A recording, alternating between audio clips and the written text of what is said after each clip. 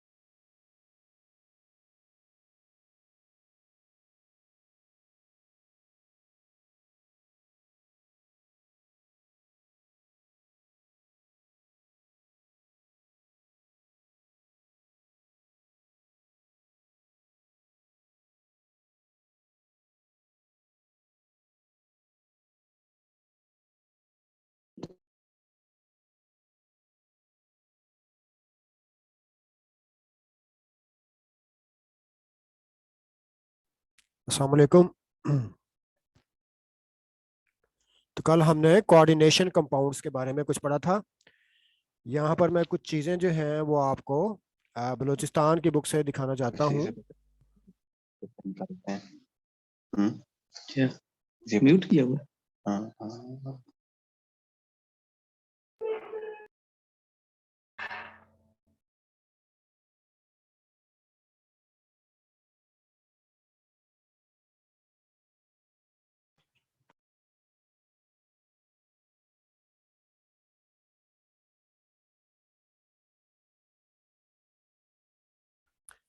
अच्छा जी, तो यहाँ पर आप देखें कि कल जब हमने पढ़ा था कोऑर्डिनेशन कंपाउंड्स के बारे में, इनका इंट्रोडक्शन पढ़ा था।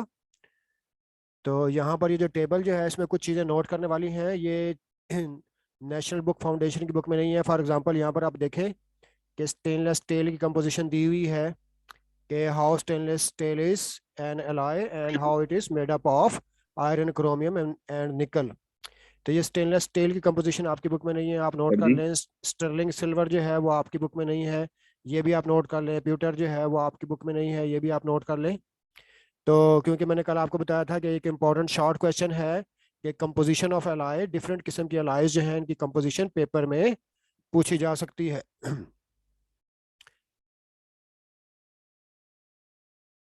डिफरेंट किस्म की जो अलाइज हैं उनकी कंपोजिशन जो है that can be asked to you in the question paper.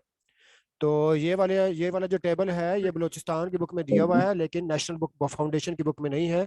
तो आप नोट कर लें। इसी तरह से आप देखें कि डेंटल अमलगम जो है इसकी कंपोजिशन यहाँ पर दी हुई है। तो आपकी बुक में जो है नेशनल बुक फाउंडेशन वाली बुक में सिर्फ ब्रॉन्ज की और ब्रास की जो है ना वो कंपोजिशन जो है वहाँ पर दी हुई है। तो ये जो एक्स्ट्रा कंपोजिशन यहाँ पर दी हुई है इसका आप इमेज ले लें और इसको भी आप नोट कर लें।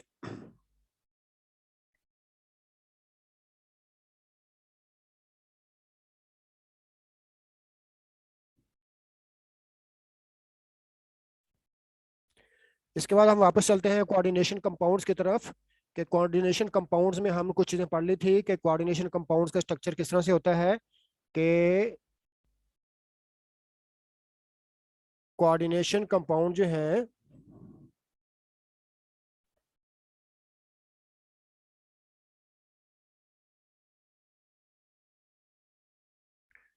कोऑर्डिनेशन कंपाउंड जो है इनका स्ट्रक्चर में एक सेंट्रल एटम होता है।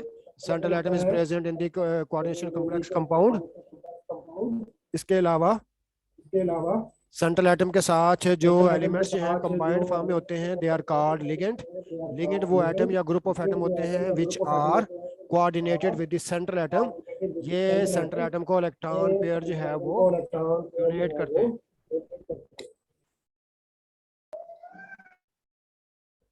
तो ये सेंट्रल एटम को इलेक्ट्रॉन पेयर डोनेट करते हैं।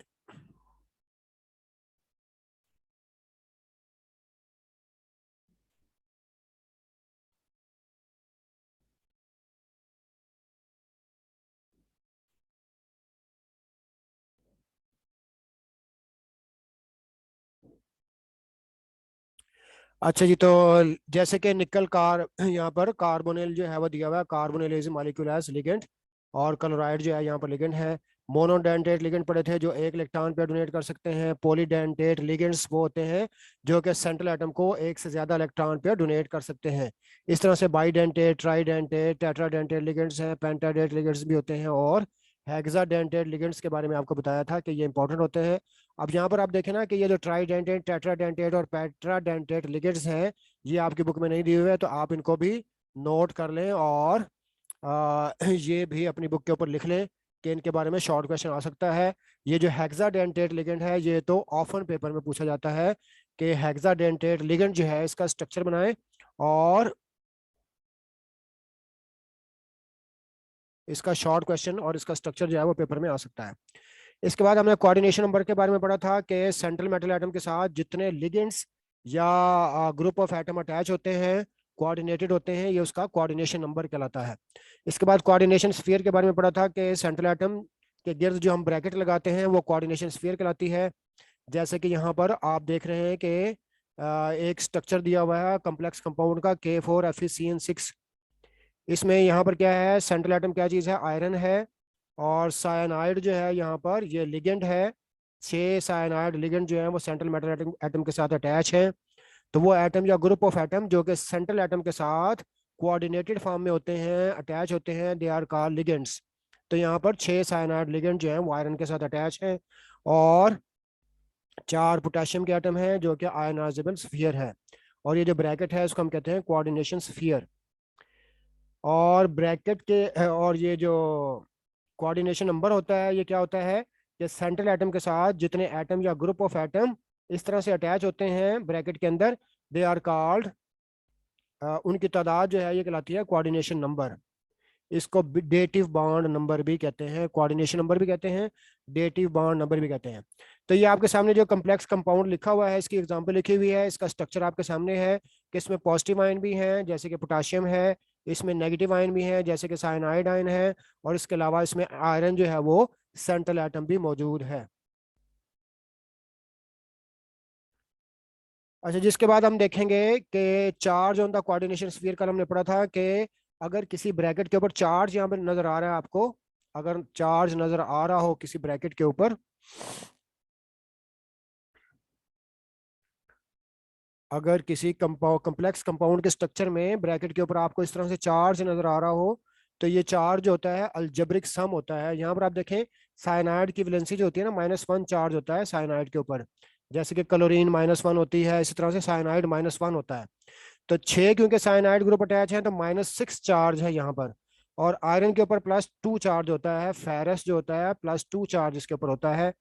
तो एल्जेब्रिक सम क्या होगा, -6 में से +2 निकल जाएंगे तो -4 जो है वो बाकी आ जाएगा। तो इस तरह से ये जो चार्ज होता है कोऑर्डिनेशन स्फीयर के ऊपर, ये एल्जेब्रिक सम होता है पॉजिटिव और नेगेटिव आयंस का।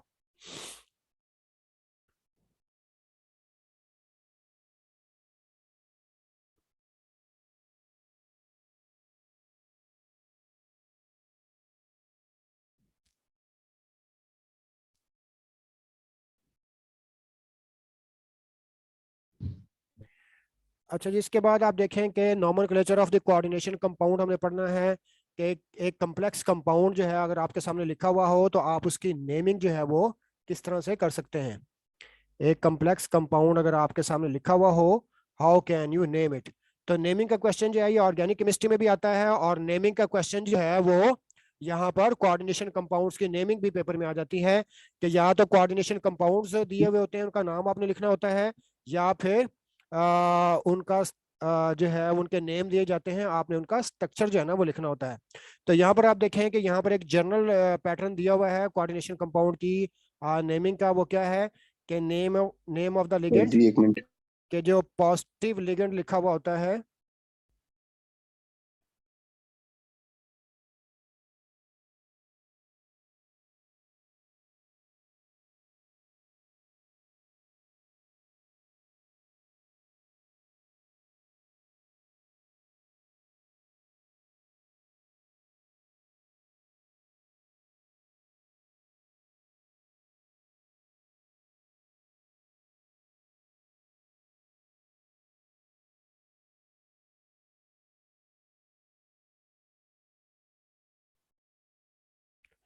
अच्छा जी, तो यहाँ पर एक जनरल पैटर्न आपको नजर आ रहा है, यहाँ पर आपको एक जनरल पैटर्न नजर आ रहा है कोऑर्डिनेशन कंपाउंड्स की नेमिंग का।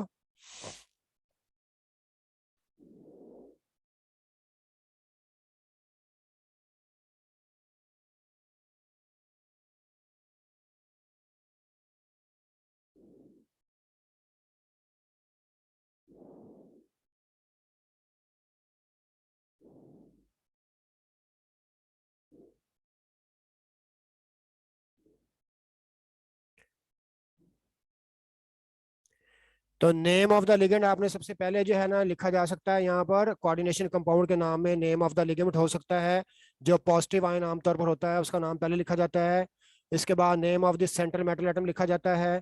और इसके बाद oxidation number of the metal है जो कि पेरेंथीसिस के अंदर होता है, और ये रोमन वर्डिंग में लिखा जाता है, रोमन न्यूमेरल्स में लिखा जाता है। सबसे पहले लिगेंड्स का नाम लिखा जाता है, जैसे कि अगर 6 साइनाइड हैं तो हेक्सासियानो लिखेंगे। Name of the central metal atom इसके बाद लिखेंगे, और इसके बाद oxidation number of the metal in numerals लिखेंगे। तो 3 चीजें जो है ना कोऑर्डिनेशन कंपाउंड के नेम में लिखनी जरूरी है। लिगेंड्स का नाम, लिगेंड्स की तादाद, सेंट्रल एटम का नाम, और सेंट्रल एटम जो इसके बाद सेंट्रल एटम का ऑक्सीडेशन नंबर। इसके अलावा नेम ऑफ लिगेंड्स लिखने के भी कुछ रूल्स हैं। पॉजिटिव लिगेंड्स का नाम और तरह से लिखा जाता है, नेगेटिव लिगेंड्स का नाम और तरह से लिखा जाता है। इसके अलावा सेंट्रल मेटल एटम का नाम लिखने के भी 2 मेथड है, और इसके अलावा ऑक्सीडेशन नंबर कैलकुलेट करके भी लिखना होता है। ये आगे हम डिटेल में अभी डिस्कस करते हैं। अच्छा जी, नेक्स्ट देखें। तो यहाँ पर आप देखें कि वो कौन कौन से लिगेंड्स हैं जो कि सेंट्रल एटम के साथ अटैच हो सकते हैं। तो यहाँ पर नेगेटिव लिगेंड्स या एनायनिक लिगेंड्स जो हैं वो दिए हुए हैं कुछ। तो ये आप इसकी फोटोग्राफ ले लें, ये आपकी बुक में नहीं है तो वहां पे आप नोट कर लें। तो नेगेटिव लिगेंड्स के नाम के साथ ओ का इजाफा हमेशा किया जाता है, यानी कि अगर फ्लोरीन मौजूद है, फ्लोराइड इस तरह से मौजूद है तो उसको हम पढ़ेंगे फ्लोरो। क्लोरीन इस तरह से मौजूद है तो ये पढ़ेंगे chloro, bromo, iodo, cyano, hydroxo, nitro या नाइट्राइटो। इसके बाद अमाइडो, एसीटेटो, कार्बोनेटो। तो आप देखें कि जो नेगेटिव लिगेंड्स हैं या एनायनिक लिगेंड्स हैं, इनके नाम के साथ आपने ओ का इजाफा करना है।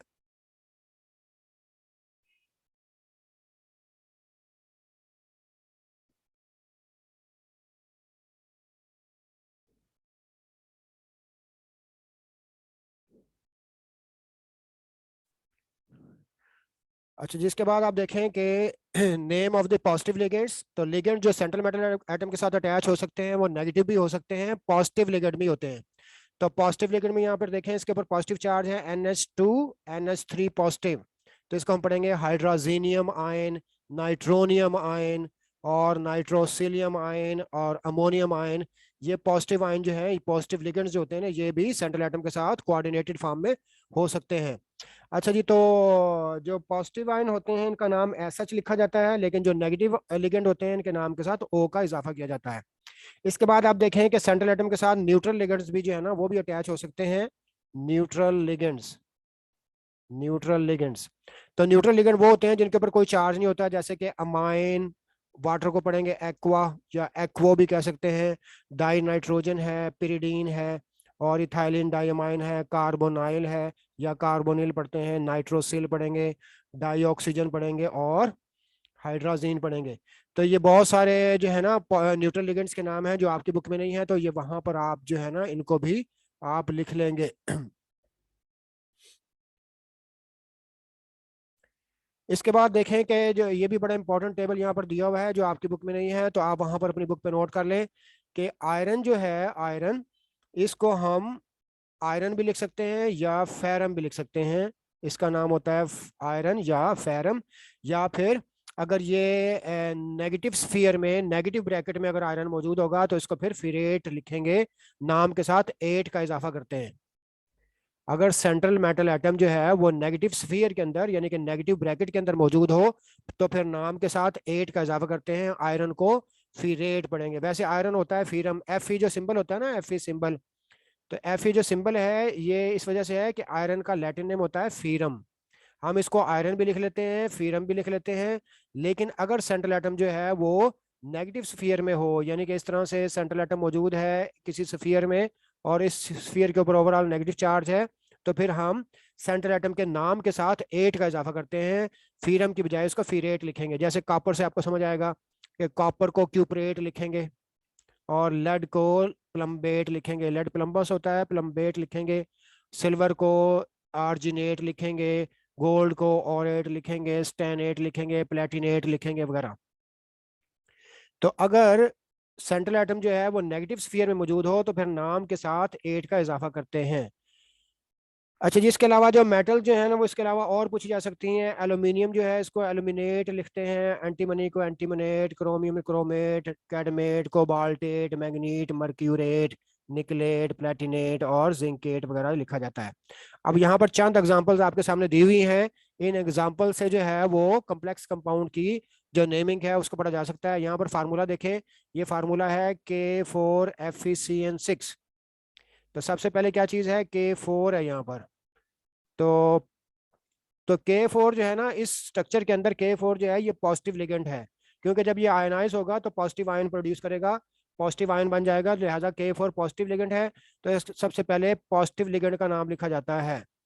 यहाँ पर याद रखना आपने ये है कि जैसे NaCl होता है ना, NaCl, तो NaCl को हम पढ़ते हैं सोडियम क्लोराइड।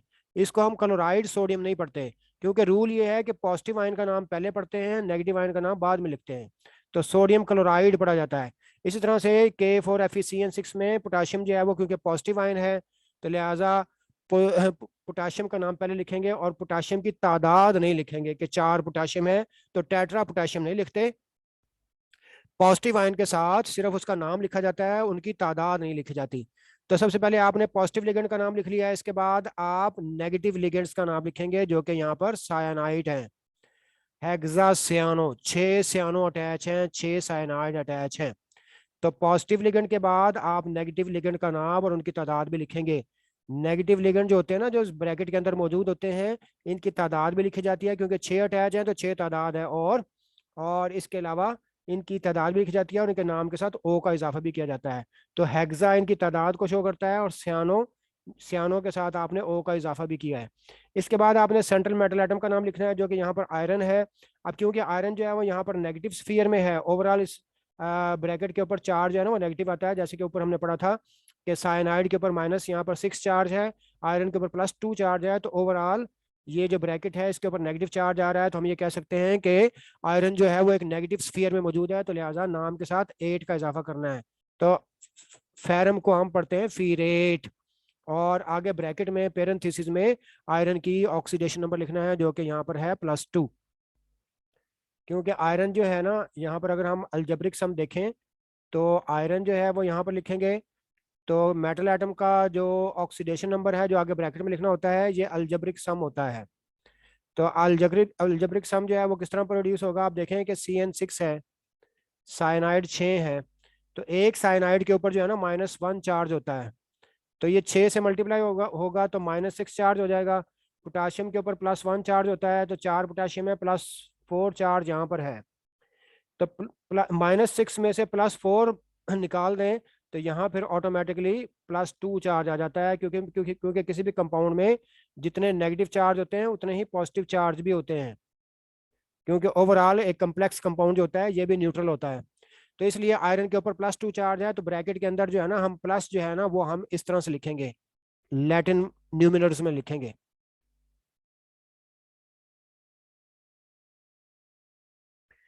ठीक है जी।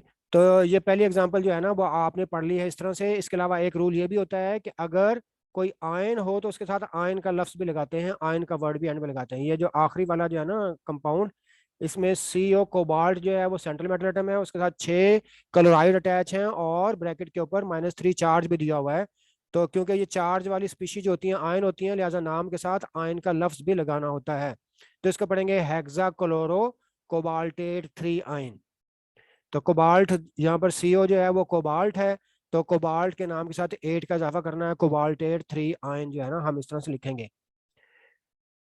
इसी तरह से ये वाला कंपाउंड देखें, इसमें लिखा हुआ है कि टेट्रा कार्बोनिल निकल 0। अब क्योंकि यहाँ पर निकल जो है वो नेगेटिव स्फीयर में नहीं है, लिहाजा इसके नाम के साथ 8 का इजाफा हमने यहाँ पर नहीं किया।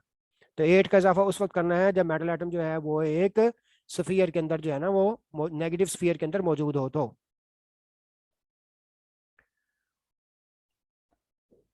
बाकी फिर एक दो कुछ एग्जांपल जो है ना वो आप क्लास में समझ लीजिएगा ताकि आपको ज्यादा क्लियर हो जाए।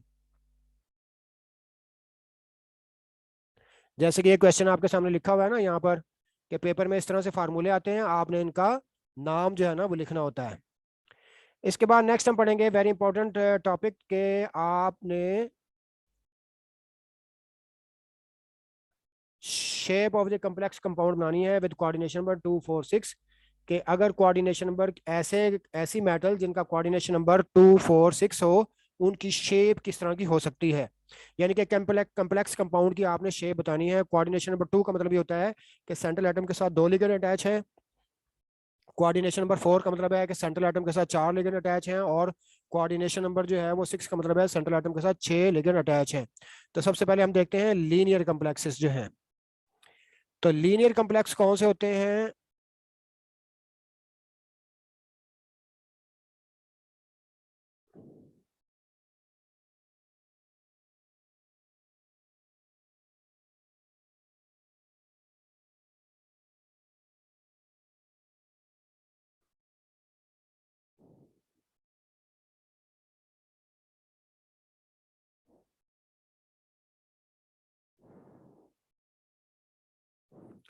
अच्छा जी, लीनियर कम्प्लेक्स कौन से होते हैं यहाँ पर हम देखेंगे।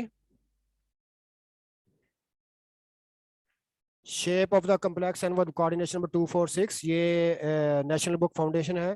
कोऑर्डिनेशन नंबर 2, ऐसे कंपाउंड जिनमें सेंट्रल एटम का कोऑर्डिनेशन नंबर 2 होता है वो लीनियर शेप के शामिल होते हैं। उनकी ज्योमेट्री लीनियर होती है, इनमें कॉपर आयन, सिल्वर आयन हो सकती है।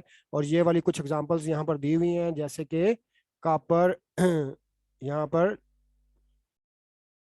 कॉपर है, और ये वाली एग्जांपल चंद दी हुई है जिनकी लीनियर शेप है। इस तरह से कोऑर्डिनेशन नंबर जो 4 है, इनकी शेप जो है वो टेट्राहेड्रल होती है। सेंट्रल एटम के साथ 4 नेगेटिव आयन या लिगेंड अटैच होते हैं। आगे हम इनकी ज्योमेट्री जो है ना वो देख लेते हैं, यहाँ पर दी हुई है, वहां से ज्यादा क्लियर हो जाएगा। लेट्स से कि यहाँ पर ये डायग्राम देखें। इस डायग्राम में आप देखें कि M जो है वो सेंट्रल एटम है और इसके साथ 2 लिगेंड अटैच हैं। तो अगर सेंट्रल एटम के साथ 2 लिगेंड अटैच हो तो कोऑर्डिनेशन नंबर जो है वो 2 होता है। और ऐसे कम्प्लेक्स कंपाउंड की जो शेप है वो लीनियर होती है और बॉन्ड एंगल होता है 180। ठीक है।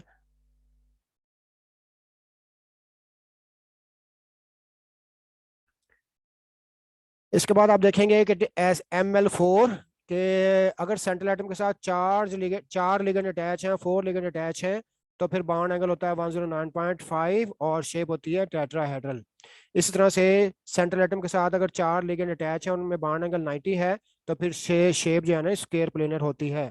यानी कि सेंट्रल एटम के साथ अगर 4 लिगेंड अटैच होंगे, कोऑर्डिनेशन नंबर 4 होगा, तो शेप जो है वो टेट्राहेड्रल भी होती है और शेप जो है वो स्क्वायर प्लेनर भी हो सकती हैं। 2 शेप हो सकती हैं कोऑर्डिनेशन कम्प्लेक्स की। इसके बाद देखें कोऑर्डिनेशन नंबर 6 अगर किसी भी एलिमेंट का हो, तो कोऑर्डिनेशन नंबर 6 जो होता है इसमें सेंट्रल एटम के साथ अगर 6 लिगेंड अटैच हैं, तो इस तरह की हेक्सागोनल प्लेनर ज्योमेट्री भी हो सकती है। मेटल एटम सेंटर में होता है और 6 लिगेंड जो है ना वो इसके साथ इस तरह से अटैच हैं। 1, 2, 3, 4, 5, 6 पोजीशन जो है ये लिगेंड्स की पोजीशन है। इसी तरह से अगर 5 लिगेंड अटैच हैं, 6 लिगेंड अटैच हैं, तो सेंट्रल एटम यहाँ पर है और ये 1, 2, 3, 4, 5, 6 लिगेंड जो है ना वो इसके साथ अटैच है।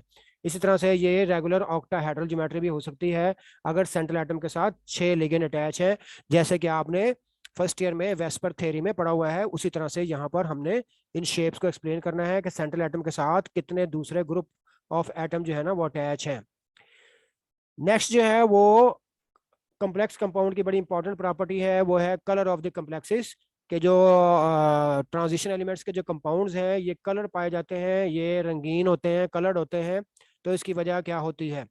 तो उसकी वजह ये होती है कि क्योंकि ट्रांजिशन एलिमेंट जो है ये वेरिएबल ऑक्सीडेशन स्टेट रखते हैं, तो वेरिएबल ऑक्सीडेशन स्टेट होने की वजह से इनका जो वैलेंस शेल होता है उसमें इलेक्ट्रॉन गेन करने की, लॉस करने की सलाहियत ज़्यादा होती है क्योंकि स्पेक्ट्रम ब्रॉड होता है। तो वहाँ पर जो इलेक्ट्रॉन की ट्रांजिशन है उसकी वजह से ये कलर नजर आते हैं। और आमतौर पर इनका जो डी ऑर्बिटल होता है ये इलेक्ट्रॉन गेन करने में और लॉस करने में इन्वॉल्व होता है। तो डी ऑर्बिटल में इलेक्ट्रॉनों की जो ट्रांजिशन होती है इससे कलर प्रोड्यूस होता है। अच्छा जी, कलर फिनोमेना ये है कि अगर कोई चीज़ हमें कलर नजर आती है, जैसे कि स्क्रीन पे आपको यहाँ पर देखें रेड कलर नजर आ रहा है, ग्रीन कलर नजर आ रहा है। अब रेड कलर इस तरह से नजर आता है कि व्हाइट लाइट जब इसके ऊपर पड़ती है तो जो वेवलेंथ ये एब्जॉर्ब कर लेता है और कुछ वेवलेंथ जो है ये ट्रांसमिट कर देता है। तो कुछ वेवलेंथ एब्जॉर्ब हो जाती हैं और कुछ वेवलेंथ ट्रांसमिट होती हैं, रिफ्लेक्ट होती हैं। जिस कलर की या जिस वेवलेंथ की जो वेवलेंथ ट्रांसमिट हो रही होती है ना या रिफ्लेक्ट हो रही होती है वो चीज़ हमें उस कलर की नजर आती है। अगर कोई चीज़ हमें ग्रीन नजर आ रही है तो इसका मतलब ये होता है कि इसमें से ग्रीन वेवलेंथ जो है ना वो रिफ्लेक्ट हो रही है। और अगर कोई चीज़ हमें ब्लैक नजर आती है तो इसका मतलब ये होता है कि जो इंसिडेंट लाइट है वो सारी की सारी एब्जॉर्ब हो रही है। और अगर हमें कोई चीज़ वाइट नजर आती है तो इसका मतलब ये होता है कि इंसिडेंट लाइट जितनी भी है वो सारी की सारी जो है वो रिफ्लेक्ट हो रही है। तो आमतौर पर कोई चीज़ हमें जिस कलर की नज़र आती है वो एक मखसूस वेवलेंथ अब्जॉर्ब होती है और उसके करस्पॉन्डिंग जो वेवलेंथ रिफ्लेक्ट हो रही होती है वो चीज़ हमें उस कलर की नज़र आती है। तो ट्रांजिशन एलिमेंट्स जो होते हैं, इनके कम्प्लेक्स कंपाउंड जो होते हैं, इनमें ये एबिलिटी होती है कि ये मुख्तलिफ वेवलेंथ को अब्जॉर्ब करके और मुख्तलिफ वेवलेंथ को जो है वो रिफ्लेक्ट करते हैं, जिसकी वजह से इनका डिफरेंट कलर नज़र आता है। यहाँ पर एक समरी दी हुई है, अगरचे ये पुरानी बुक की समरी है लेकिन आप इससे फ़ायदा उठा सकते हैं। वो ये है कि यहाँ पर देखें कि कलर एब्जॉर्ब्ड ये वो स्पेक्ट्रम है जो कि इसके ऊपर फॉल कर रहा है कम्प्लेक्स कंपाउंड के ऊपर। अगर तो यहाँ से मैं आपको इस तरह निशान लगाता हूँ, यहाँ पर आप देखें कि कलर एब्जॉर्ब्ड ये वेवलेंथ वो है जो एब्जॉर्ब हो रही हैं, जो लाइट के साथ आ रही हैं कंपाउंड में, ठीक है। और ये वो हैं जो कि रिफ्लेक्ट हो रही हैं, यानी कि ऊपर वाली जो है वो एब्जॉर्ब होती हैं। ऊपर वाली अगर ये वाला कलर एब्जॉर्ब होगा तो वो कंपाउंड जो है ना वो येलो कलर जो है ना वो ट्रांसमिट करेगा। और ऐसा कंपाउंड जो कि वायलेट वेवलेंथ को एब्जॉर्ब करता है वो येलो ग्रीन कलर का कलर जो है ना इसको रिफ्लेक्ट करता है, ये हमें येलो ग्रीन नजर आएगा। जो ब्लू कलर की वेवलेंथ एब्जॉर्ब करता है ये भी हमें येलो नजर आएगा, डीप येलो नजर आएगा। जो ग्रीन ब्लू वेवलेंथ एब्जॉर्ब करते हैं ना वो ऑरेंज को ट्रांसमिट करते हैं, ऑरेंज को रिफ्लेक्ट करते हैं, वो ऑरेंज नजर आते हैं। तो इस तरह से मुख्तलिफ वेवलेंथ एब्जॉर्ब होती हैं और मुख्तलिफ वेवलेंथ रिफ्लेक्ट होती हैं, यानी कि जो लाइट के अंदर वेवलेंथ आ रही होती हैं बाकी एब्जॉर्ब हो रही होती हैं और इनके रद्दमल के तौर पर ये वाली वेवलेंथ रिफ्लेक्ट हो रही होती हैं, जिसकी वजह से वो चीज़ हमें उस रंग की नज़र आती है। तो ये ट्रांजिशन एलिमेंट्स के डी ब्लॉक की वजह से होता है कि उनमें मुख्तलिफ कलर नजर आते हैं या वो कलर नजर आते हैं, उनके कंपाउंड हैं वो कलर्ड है। फॉर एग्जांपल यहाँ पर वो कह रहा है कि 10 hydrated cupric sulphate containing copper tetra aqua ion is blue colour. यही वजह है कि कॉपर का ये वाला कंपाउंड जो है ना इसका कलर ब्लू होता है of the transmitted light because it absorb yellow light. तो उसकी वजह ये होती है कि ये जो येलो लाइट आ रही है उसको एब्जॉर्ब करता है और ये ब्लू लाइट को रिफ्लेक्ट करता है, जिसकी वजह से ये ब्लू कलर का नजर आता है। इसी तरह से cuprammonium sulphate contain ions is violet, ये वायलेट नजर आता है because it absorb yellow green light. तो ये येलो ग्रीन वेवलेंथ को एब्जॉर्ब करता है और वायलेट को जो है ना वो ट्रांसमिट करता है। टाइटेनियम हेक्सा एक्वा आयन जो होते हैं एब्जॉर्ब ग्रीन लाइट, ये ग्रीन लाइट को एब्जॉर्ब करते हैं और पर्पल कलर की लाइट को जो है ना ये ट्रांसमिट करते हैं, जिसकी वजह से ये पर्पल कलर के नजर आते हैं। तो अब आपको ये चीज़ समझ में आ गई है कि कलर कैसे प्रोड्यूस होता है। जो कंपाउंड्स होते हैं ये जब इनके ऊपर लाइट पड़ती है तो ये कुछ मखसूस वेवलेंथ को एब्जॉर्ब करते हैं और कुछ मखसूस वेवलेंथ जो है उसको ट्रांसमिट करते हैं। जिस किस्म की वेवलेंथ ट्रांसमिट हो रही होती है, जिस कलर की वेवलेंथ ट्रांसमिट हो रही होती है, ये हमें उस तरह के नजर आते हैं। ये भी पुरानी बुक में दिया हुआ है, ये वाला जो ग्राफ है ना, नई बुक में ये ग्राफ नहीं है तो चले हम इसको नहीं पढ़ते। इसके बाद हम पढ़ेंगे chemistry of the some important transition elements. कुछ ट्रांजिशन एलिमेंट जो है ना अब इनकी डिटेल के साथ केमिस्ट्री हमने पढ़नी है। जब से सबसे पहले है वनेडियम। तो पहली ट्रांजिशन सीरीज जो है ना इसमें वो स्कैंडियम से शुरू होती है, स्कैंडियम, टाइटेनियम, वनेडियम। तो ये वनेडियम जो है इसकी केमिस्ट्री जो हम यहाँ पे पढ़ेंगे, तो यहाँ पर वनेडियम के बारे में ये है कि वनेडियम जो होता है इसकी मुख्तलिफ ऑक्सीडेशन स्टेट में पाया जाता है। इसको आमतौर पर वनेडियम फाइड, वनेडियम ऑक्साइड जो होता है ना, इसमें वनेडियम का ऑक्सीडेशन नंबर 5 है, और ये कैटलिस्ट के तौर पर इस्तेमाल होता है V2O5 इन दी कंटैक्ट प्रोसेस। तो ये जो V2O5 है ना, वनेडियम पेंटा ऑक्साइड, ये उसकी बात हो रही है कि वनेडियम का जो ऑक्साइड है ये कंटैक्ट प्रोसेस में इस्तेमाल होता है, ये इसकी इंपॉर्टेंस है।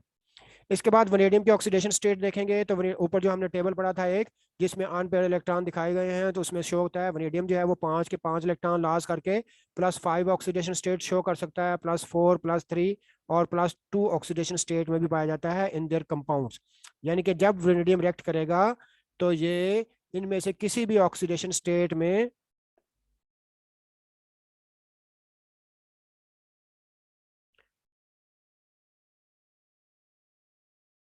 तो वनेडियम ऑक्सीडेशन स्टेट जो है जब ये मुख्तलिफ कंपाउंड बनाता है तो ये वनेडियम मुख्तलिफ ऑक्सीडेशन स्टेट में मौजूद हो सकता है। इसके बाद हम देखेंगे observing the changes in the lab, के वनेडियम जो है लैब के अंदर इसकी केमिस्ट्री किस तरह से हो सकती है। Reducing vanadium 5 in stage to vanadium 2। Vanadium जो है वो रिएक्शन के दौरान वनेडियम पेंट 5 से, यानी जब इसकी ऑक्सीडेशन स्टेट 5 होती है तो ये वनेडियम 2 में कन्वर्ट हो जाता है। तो वनेडियम 5 का मतलब ये है कि ऑक्सीडेशन नंबर 5 है, वनेडियम 2 का मतलब है ऑक्सीडेशन नंबर 2 है, यानी कि डिक्रीज इन ऑक्सीडेशन नंबर है तो रिडक्शन होती है। तो वनेडियम जो है वो रिएक्शन के दौरान वनेडियम 5 से वनेडियम 2 में कन्वर्ट हो जाता है। यहाँ पर आप डायग्राम से पहले इसको समझते हैं। यहाँ पर देखें V2+1 है ये, तो V2+1 जो है इसका ये कलर यहाँ पर दिया हुआ है, सफेद कलर का होता है, और इसका ऑक्सीडेशन नंबर जो है यहाँ पर +5 है। VO2 वनेडियम डाइऑक्साइड जो है +1 आयन जो है, इसमें वनेडियम का ऑक्सीडेशन नंबर +5 है, और ये क्या होता है जी, ट्रांसपेरेंट कलर का होता है, व्हाइट कलर का होता है। अच्छा जी, इसके बाद इसमें ट्रांजिशन आती है, चेंज आती है जब हम इसका रिएक्शन करवाते हैं या इसमें वाटर ऐड करते हैं, तो ये इसका कलर जो है वो वाइट से चेंज होकर ग्रीन हो जाता है। तो ये एक ग्रीन कंपाउंड में कन्वर्ट हो जाता है। एक्चुअली वनेडियम का कलर जो है वो सफेद से ग्रीन तब होता है जब इसका ऑक्सीडेशन नंबर चेंज होता है। वनेडियम 5 जो है ये वनेडियम 4 में कन्वर्ट हो जाता है, एक्चुअली VO+2 में कन्वर्ट हो जाता है। अब यहाँ पर ऑक्सीडेशन नंबर +1 लिखा हुआ है, यहाँ पर +2 लिखा हुआ है, तो इंक्रीज इन ऑक्सीडेशन नंबर है, ऑक्सीडेशन है। और वनेडियम की जो अपनी है, वनेडियम एटम की, यानी कि अगर इनका ऑक्सीडेशन नंबर लिखेंगे, VO2 का वनेडियम के ऊपर ऑक्सीडेशन नंबर लिखेंगे और VO+2 में ऑक्सीडेशन नंबर लिखेंगे, तो इसमें वनेडियम का ऑक्सीडेशन नंबर +5 है और इसमें वनेडियम का ऑक्सीडेशन +4 है। तो रिएक्शन के दौरान वनेडियम की ऑक्सीडेशन नंबर जो है वो +5 से +4 में चेंज हो जाती है, जिसकी वजह से एक कलर चेंज भी आती है। अच्छा, यहाँ पर ये चीज़ें बताने का मकसद ये होता है कि वनेडियम का जब रिएक्शन करवाते हैं तो इसमें कलर चेंजेस नजर आती हैं। वनेडियम जो होता है वो मुख्तलिफ कलर कंपाउंड बनाता है, तो इसके कलर कंपाउंड जो है वो इस तरह से बना है। देखिए वनेडियम जो है खुद जो है वो सफेद कलर का है, लेकिन रिएक्शन के बाद ये ग्रीन हो जाता है। तो ये ग्रीन कलर जो इसमें प्रोड्यूस होता है वो इसका ऑक्सीडेशन नंबर चेंज होता है रिएक्शन के दौरान, इसकी ऑक्सीडेशन या रिडक्शन होती है, जिसकी वजह से इसका कलर में जो है ना वो चेंज आ रही होती है।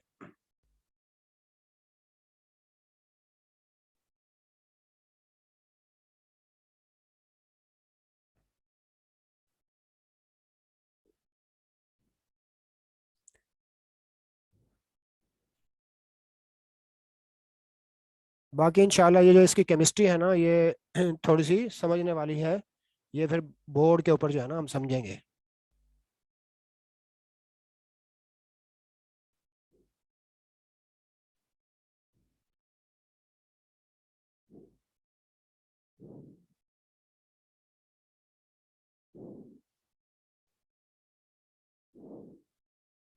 ओके जी, फिर अल्लाह हाफिज़।